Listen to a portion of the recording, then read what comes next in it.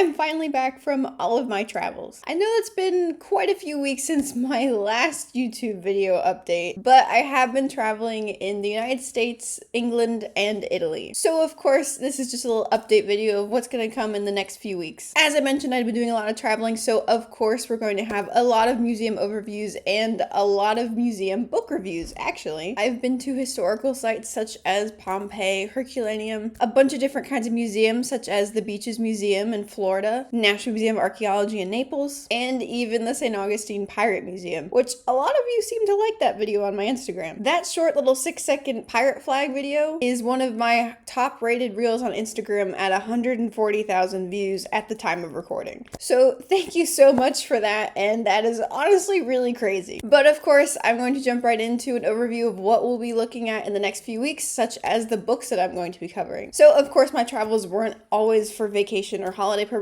but most of it was for educational purposes. I took part in a course that dealt with archaeology, art history, the ethics of collecting art, in addition to looking at the provenance of artifacts that had been looted during World War II. So because of all this, one of the books that we will be reviewing is The Rape of Europa by Lynn H. Nicholas. To be completely honest, I have about 10 pages left in the book, so once I finish it, we'll be doing a review of it. It is a nonfiction book, and it is really fascinating to learn how the art and artifacts across Europe were taken across borders and stolen and looted and hidden during World War II. The book talks about how it wasn't just the Germans that were looting everything. It was the Americans, it was the French, it was the Italians. So overall, this book is a really interesting read, and I can't wait to dive into it. So the book that I recently purchased that we will also be looking at is called All the Beauty in the World by Patrick Bringley. So this talks about a guard that worked in the Metropolitan Museum of Art and what he saw while he was working there. I picked this book up on a whim as it looked really interesting, and I was in Topping & Company and I wanted to look at any of the museum books that they had recently gotten in. As this is just a little overview of some of the books that we will be looking at in the coming weeks, I will also be looking at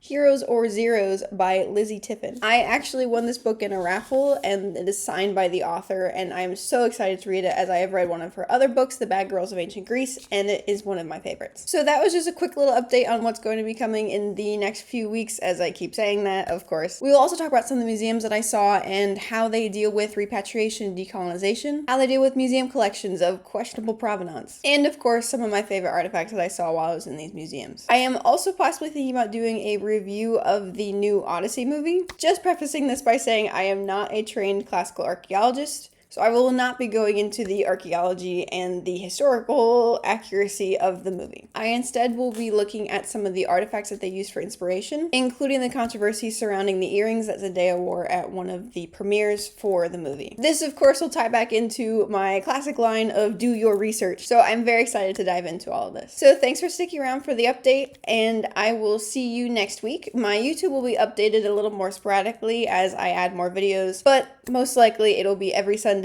and there might be another one additionally throughout the week. So here's to making museums less intimidating, one visit at a time, one book at a time, and maybe one movie at a time. So I'll see you later.